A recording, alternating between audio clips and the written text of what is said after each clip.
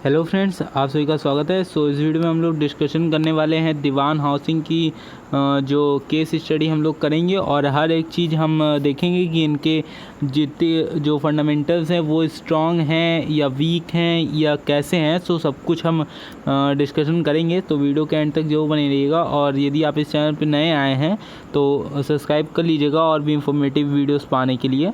तो आइए स्टार्ट करते हैं फ्रेंड्स इस वीडियो को। तो सबसे पहले हम लोग देखेंगे कि ये कंपनी बेसिकली फाइनेंस सेक्टर से है और इनके अगर मार्केट कैपिटल की अगर हम बात करें तो मार्केट कैपिटल कंपनी का बहुत ज़्यादा नहीं है। इससे ज़्यादा तो आपको आलोक इंडस्ट्रीज़ का भी देखने को मिलेगा। ऑलमोस्ट 423 करोड़ का ही है सिर्फ।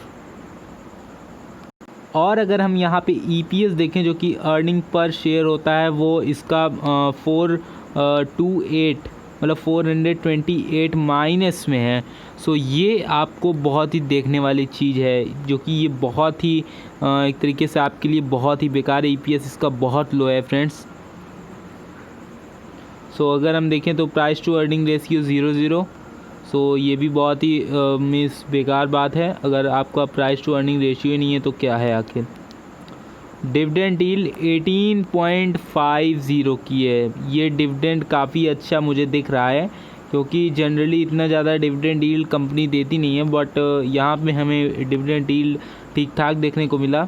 बट अगर दीवान हाउसिंग में और भी चीज़ें अगर हम देखें, इनके रिजल्ट्स पे फ्रेंड्स हम देखते हैं रिजल्ट्स इनका कैसा परफॉर्मेंस दे रहा है बीते कुछ क्वार्टर से। हम यहाँ क्वार्टरली रिजल्ट्स फ्रेंड्स देखेंगे तो क्वार्टरली रिजल्ट्स में अगर आप देखिए तो इनकी नेट सेल्स में जो कि अगर 2019 के थर्ड क्वार्टर से अगर हम कंपैरिजन करें, अभी का जो थर्ड क्वार्टर था 2020 का, उससे अगर हम लोग कंपेयर करें तो इनका डिक्लाइन बहुत ही अच्छा खासा हो गया है।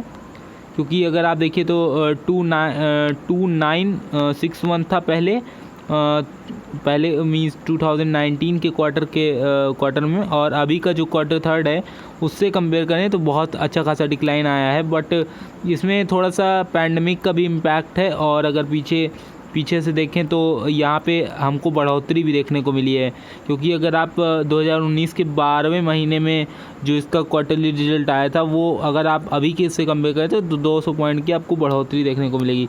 तो इनकी नेट सेल्स में बढ़ोतरी देखने को मिली है, जो कि एक अच्छी बात है। और ये जनरली अगर आप देख रहे हैं तो 3 क्वार्टर से आपको देखने को मिली है। तो पिछले 3 क्वार्टर में आपको यहाँ पर देखने को मिला है, बढ़ोतरी देखने को मिली है। फ्रेंड्स, अगर आप इनके नेट प्रॉफिट में देखेंगे तो यहाँ मुझे जनरली बहुत ही बेकार लगा, क्योंकि अगर आप देखेंगे तो इनके क्वार्टर में जो नेट प्रॉफिट था इनका ऑलमोस्ट, ये कंपनी जो है अगर आप इस पे देखिए तो 984 तक इनको मीन्स प्रॉफिट में कंपनी चली गई थी। बट यहाँ पे अगेन ये इसको बहुत ही बड़ा झटका लगा और ये -7507 पे आ गया। तो ये चीज़ें बहुत ही बेकार हैं, क्योंकि अगर आप इनके में देखेंगे तो बहुत ज़्यादा स्पेकुलेशन आपको देखने को मिलेगा। क्योंकि यहाँ से यहाँ कंपेयर करिए तो ऑलमोस्ट बहुत तगड़ी रिकवरी देखने को मिली। फिर अगेन यहाँ पे इसने फॉल दे दिया, और फिर अगेन यहाँ पे इसमें बढ़ोतरी देखने को मिली, और अगेन यहाँ पे इसने फॉल दे दिया। तो बहुत ज़्यादा स्पेकुलेशन है इनके प्रॉफिट में, तो हम इसको कंसिडर नहीं करेंगे एज ए, अगर हम इनके मीन्स लेके चल रहे हैं, अगर इनका जो भी है इनके प्रॉफिट नेट प्रॉफिट को हम लोग नहीं लेके चल रहे हैं अभी। और आइए, अगर इनका जो शेयर होल्डिंग है, शेयर होल्डिंग्स फ्रेंड्स बहुत इंपॉर्टेंट है, क्योंकि शेयर होल्डिंग जो होती है एक तरीके से पूरी जड़ वहीं से हमें पता चलती है, और उस कंपनी को उठाया या गिराया जा सकता है, तो वहीं से हमको सब कुछ देखने को पता लगेगा। और अगर आप देखेंगे तो शेयर होल्डिंग्स में जो FIIs वाले हैं, FIIs वाला लगातार स्टॉक को डिक्लाइन कर रहे हैं, मीन्स निकाल रहे हैं अपने होल्डिंग से। तो पहले अगर आप देखिए तो ऑलमोस्ट 11 का था, जो कि अभी 2.89 का हो गया है। और वहीं अगर आप पब्लिक में देखिए तो पब्लिक में तो ऑलमोस्ट फ्लैट है, कहीं कोई बहुत ज़्यादा देखने को नहीं मिला। और पब्लिक में जो होल्डिंग्स है वो मेनली अभी मैं दिखाता हूँ वो किन की होल्डिंग्स है। तो एग्जैक्टली नॉन इंस्टीट्यूशन वाले में देखेंगे तो कॉन्टीन्यूसली बढ़ाते जा रहे हैं फ्रेंड्स। मैं आपको बता दूं FIIs कौन होता है। फॉरेन के लोग जो होते हैं, फॉरेन इंस्टीट्यूशन जो होते हैं, उनको FIIs बोला जाता है। और ये जनरली उस कंपनी में ज़्यादा इन्वेस्टमेंट करते हैं जो कि फ्यूचर पर्सपेक्टिव से बहुत ही अच्छा परफॉर्मेंस दे सकती है। तो अभी अगर आप देखिए तो नॉन इंस्टीट्यूशंस में हमें यहाँ पे ये बढ़ोतरी देखने को मिली। अगर आप इसे कंपेयर करें तो FIIs साफ साफ है फ्रेंड्स बेच रहे हैं और ये लोग वहाँ पे बाई कर रहे हैं लगातार। और प्रमोटर के देखें तो प्रमोटर फ्लैट हैं पूरी तरीके से, इनका कोई रिस्पॉन्स ही नहीं है, अपने स्टॉक को कुछ इंक्रीजमेंट ही नहीं किया। और प्लेज में देखिए तो प्लेज में तो भर के दिए हैं, 100% तक का प्लेज है। हालांकि ये 2019 में छठा महीना था, वहाँ पे हमको 0 दिखने को मिला था, बट यहाँ पे अभी के टाइम अगर आप चेक करिए तो 100% प्लेज ही में है। तो हम यहाँ से ये कह सकते हैं कि प्रमोटर्स पूरे के पूरे बेकार हैं। हम अगर प्रमोटर को इंक्लूड नहीं करते हैं तो हमारे पास मीन्स पब्लिक का, तो आप एक तरीके से मान लीजिए LIC वगैरह होल्डिंग्स, LIC वगैरह जो कंपनियां रहती हैं वो नॉर्मली पब्लिक में आती, और जो FIIs को भी आप लीव कर दिए तो सिर्फ और सिर्फ आपको DIIs भी आप फ्रेंड्स लीव कर दिए, क्योंकि इनका भी 3% से ये लोग क्या कर लेंगे आप ही सोचिए। नॉन इंस्टीट्यूशन से अगर आप देखेंगे तो इनको आप टिक कर लीजिए, क्योंकि नॉन इंस्टीट्यूशन यहाँ पे दबा के होल्डिंग रखे हुए हैं। सो अब आइए देखते हैं यहाँ पे इनके जो एग्जैक्टली जो प्रमोटर्स हैं वो कौन कौन से हैं। सो अगर आप इनके प्रमोटर्सों की मैं शेयर होल्डिंग फ्रेंड्स दिखा रहा हूँ, इन्होंने ऑलमोस्ट 37% तक की रखी हुई है, जो कि वर्धमान ग्लोबल कैपिटल लिमिटेड है। तो वर्धमान जी ने होल्डिंग की हुई है, मीन्स एक ग्रुप है, एक कंपनी का ग्रुप है। तो और किसी ने यहाँ पे अच्छी खासी होल्डिंग नहीं दिखाई है मीन्स। और पब्लिक में अगर आप देखें तो LIC life insurance corporation of India, तो इनका फ्रेंड्स हर जगह हाथ रहता है। मैं बता दूं, कोई भी कंपनी अगर आप देखेंगे जो थोड़ी सी भी पॉपुलर होगी उसमें आपको LIC की होल्डिंग्स ज़रूर दिखेगी।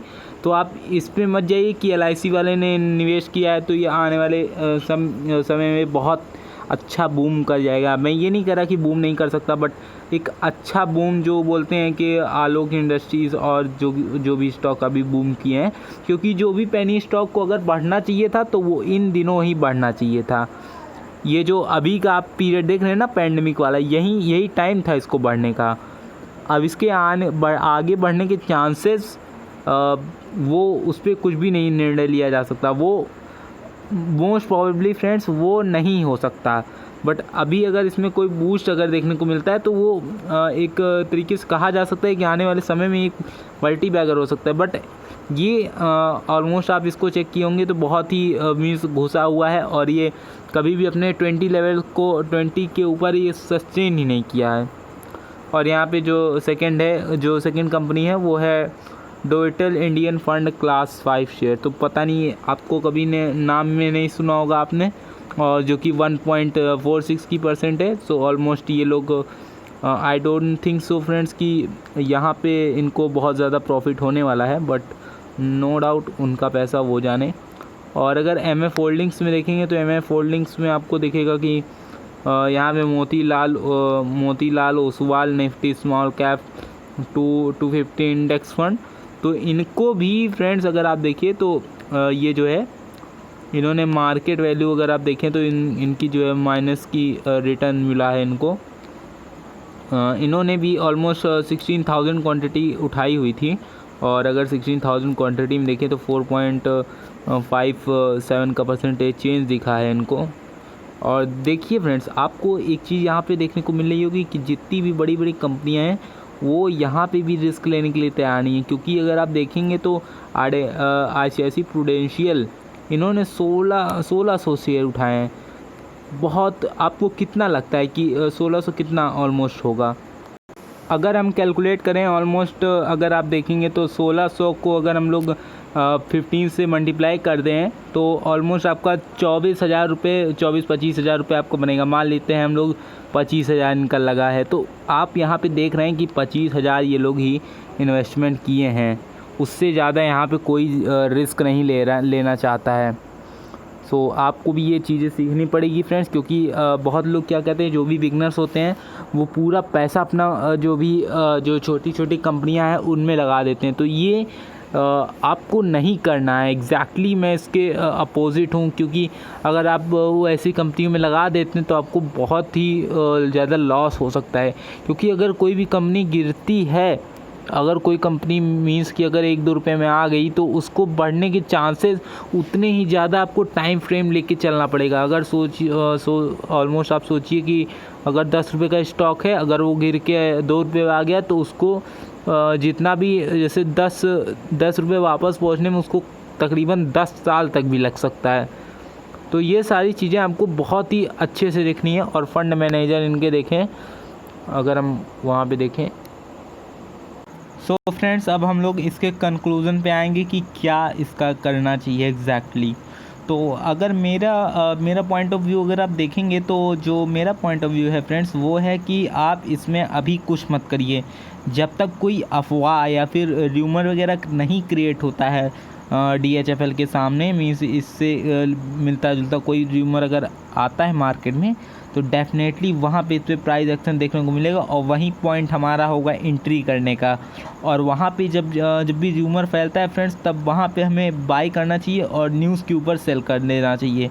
क्योंकि अगर आप देखे होंगे तो जो भी हमारे जो र्यूमर था, जैसे ग्लेनमार्क एक था, तो वो पूरा का पूरा जो अप ट्रेंड आया था उसमें वो एक र्यूमर के ऊपर आया था। मैं इसके ऊपर एक अच्छा सा वीडियो भी आपको पोस्ट करूँगा बहुत ही जल्द।